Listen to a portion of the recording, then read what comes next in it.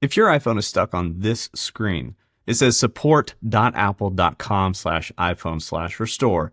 The way to fix this and get your phone back to working is actually to press the volume up, volume down, and then hold the power key. And we're going to hold this until we see the Apple logo. So we go volume up, volume down, hold this power button, and do not let go even though you see the slider right here. Keep holding it until you see the Apple logo pop up. This is called a force restart. And so we're force restarting our phone. We're waiting for that Apple logo to pop up. We see it now. And once we see that, then we're going to be okay and we can let go and it's going to restart your phone. And so now it's going to actually go back to not that broken screen. And this works for anything. Black screen, it works for any other sort of screen that you might be stuck on.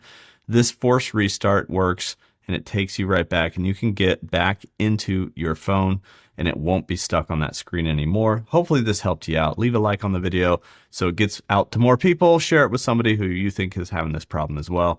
And I'll see you guys in the next one.